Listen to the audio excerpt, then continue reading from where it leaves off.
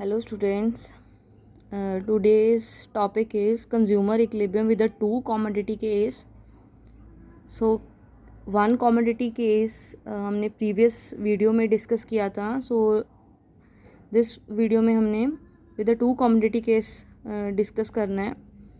So start करते हैं with the meaning of consumer equilibrium. So consumer equilibrium with two commodity case का जो general definition है वो सेम ही है एज एट फर्स्ट जो वन कमोडिटी केस किया था सेम है meaning. Consumer equilibrium to a point of maximum satisfaction when he is spending is given income across a different goods. Means consumer equilibrium वो point है जब consumer को maximum satisfaction मिलती है अपने पैसों को खर्च कर करके. सो ये जर्नल मीनिंग है. सो वन कमोडिटी केस में भी हमने सेम ही लिखा था. सो टू कमोडिटी केस में भी हमने सेम ही कोड करना है. बट डिफरेंट कहाँ पर है, डिफरेंस कहाँ पर है? According to case. So according to case जो डेफिनेशन है वो चेंज होगी. सो क्या चेंज होगी? See the consumer strike his equilibrium when the last rupees give him equal margin utility whether he spend in on good X और good Y.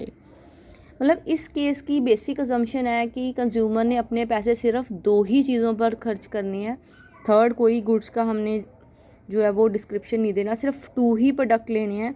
तो according to case कहते हैं consumer equilibrium तब point जो है वो establish होगा जब कंज्यूमर को अपने पैसे खर्च करके दोनों चीज़ों के लास्ट यूनिट से मिलने वाली सेटिस्फेक्शन सेम हो. मतलब सिर्फ लास्ट यूनिट देखना है. आप ले जितने मर्जी सकते हो. सपोज एक्स गुड एक्स के आप 1 यूनिट भी परचेज़ कर सकते हो, गुड वाई के आप 6 भी परचेज़ कर सकते हो according to your preference. But आपने जो भी लास्ट यूनिट परचेज़ किया है उससे मिलने वाली सेटिस्फेक्शन बोथ गुड्स की सेम होनी चाहिए. सो ये फर्स्ट लाइन है. और सेकेंड लाइन है his fully income is spend on both goods. मतलब उसके बाद जितनी भी इनकम आपने लेट की है वो पूरी की पूरी खर्च हो जानी चाहिए. मतलब एक भी रुपी ऐसा ना हो जो उसने सेव किया हो.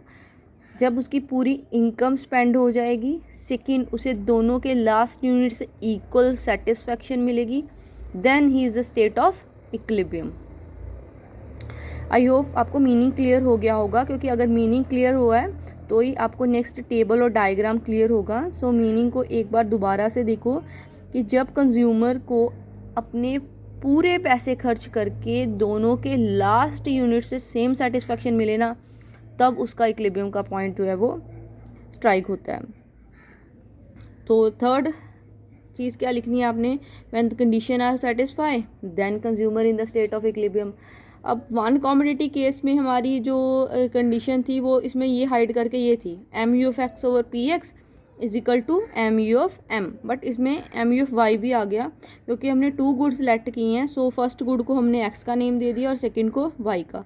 सो एक्स की तरह वाई की भी कंडीशन जो है कोड कर देनी है. सो इस तरह आपकी पूरी कंडीशन जो है वो ऐसे लिखी जाएगी कि जब एक्स की, वाई की और मनी की मार्जिन यूटिलिटी सेम हो तब कंज्यूमर जो इन द स्टेट ऑफ इक्विलिब्रियम होगा. सो ये सिंपल मैंने इनकी फुल नेम लिखा है. M U of X means margin utility of X, M U of Y means margin utility of Y, price of X, price of Y and margin utility of money. So इस page का main material क्या था? Meaning, general meaning when he get maximum satisfaction, according to case meaning when his fully income is spent and he get equal margin utility from the last units of both goods. And third चीज़ हमने क्या understand की है? Condition, कि अगर ये condition satisfy होती है then consumer in the state of equilibrium होगा. सो हर टॉपिक की तरह इसमें भी आपको कुछ लेट करना पड़ेगा, क्योंकि लेट किए बिना तो इकोनॉमिक्स का कोई टॉपिक जो है वो हो ही नहीं सकता. सो फर्स्ट चीज़ क्या लेट की है हमने इस टॉपिक में? Price of x commodity. मतलब मान लिया कि एक्स प्रोडक्ट जो है वो 1 रुपीज़ का है और सेकंड वाई प्रोडक्ट भी 1 रुपीज़ का है. और थर्ड चीज़ हमने क्या ली है? इनकम. इनकम हमने लेट किया कि उसके पास सिर्फ और सिर्फ 6 रुपीज़ है. आप कितने भी कोड कर सकते हो, मैंने यहाँ पे 6 कोड किए हैं. अब 6 रुपीज़ को स्पेंड करने की रेशो आप कुछ भी बना सकते हो. सपोज़ आप 4 और 2 रुपीज़ भी खर्च सकते हो, 5 और 1 की रेशो भी बना सकते हो, या 1 और 5 की भी बना सकते हो, ऐसे आप कोई भी रेशो बना सकते हो, बट मैंने ईजिली 3 और 3 की रेशो बनाई है। मैंने अज्यूम कर लिया कि कस्टमर 3 रुपीज़ एक्स पे स्पेंड करेगा और 3 रुपीज़ वाई पे स्पेंड करेगा, बट आपने कोई भी रेशो बना सकते हो, बस ये कि पूरे 6 रुपीज़ जो है वो स्पेंड होने चाहिए।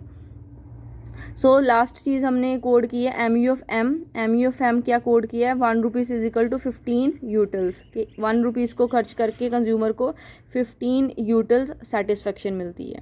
सो ये सब चीज़ें जो आपने लेट की हैं, इन्हीं पे आपका जो टेबल है वो बेस्ड है। तो ये आप कुछ भी लेट कर सकते हो, 1 की जगह या इनकम की जगह या प्राइस की जगह, बट ईजी कंसेप्ट रखने के लिए मैंने बहुत माइनर से डिजिट लिए हैं।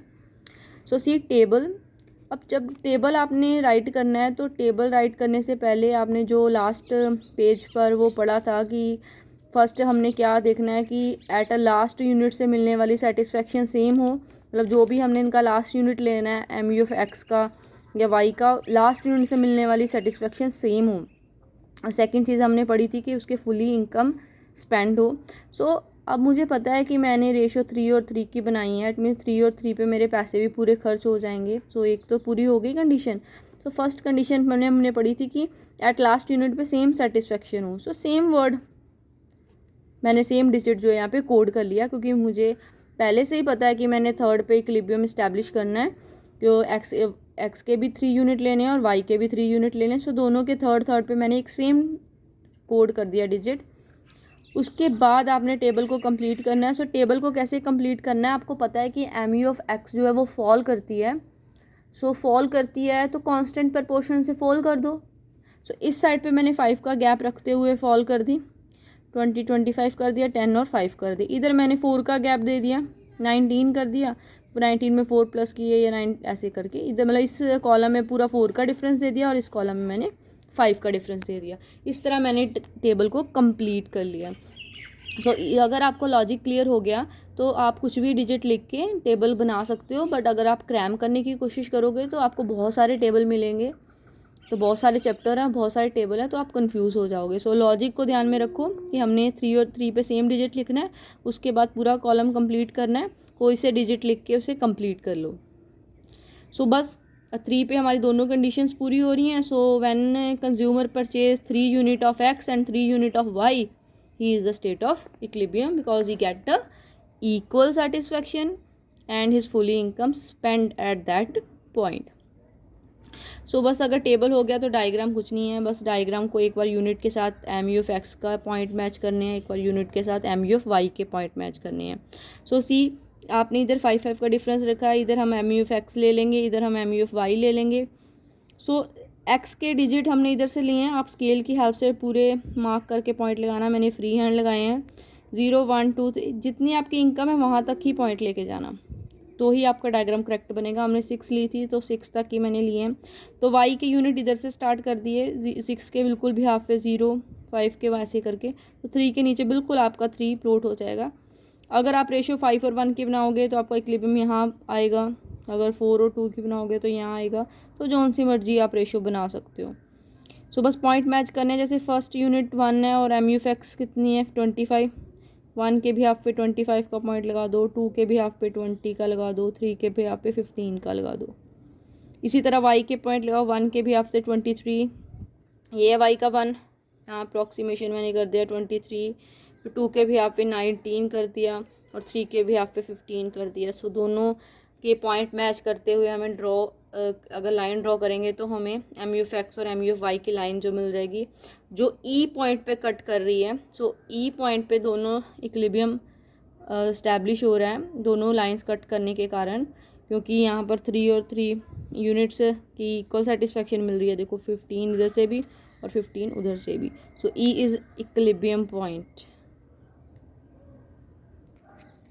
उसके बाद आपने लास्ट में कंडीशन को वेरीफाई कर देना है। ये हमारी कंडीशन हमने लिखी थी और हमने सब कुछ खुद ही अज्यूम किया था, तो फिल करते हुए दिखा देना है कि एम यू एफ एक्स कितना था हमारा 15, प्राइस हमने 1 ली थी, एम यू एफ वाई भी 15 लिया था, वाई की प्राइस 1 ली थी और एम यू एफ एम भी 15 लिया था। सो इस तरह हमारी कंडीशन वेरीफाई हो रही है।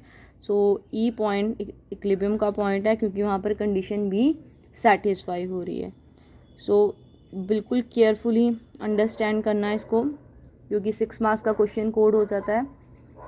तो इसके न्यूमेरिकल हैं वो हम नेक्स्ट वीडियो में अंडरस्टैंड करने की कोशिश करेंगे, क्योंकि अभी ये थोड़ा ज़्यादा कॉम्प्लिकेटेड हो जाएगा अगर मैं न्यूमेरिकल भी साथ में समझाऊंगी।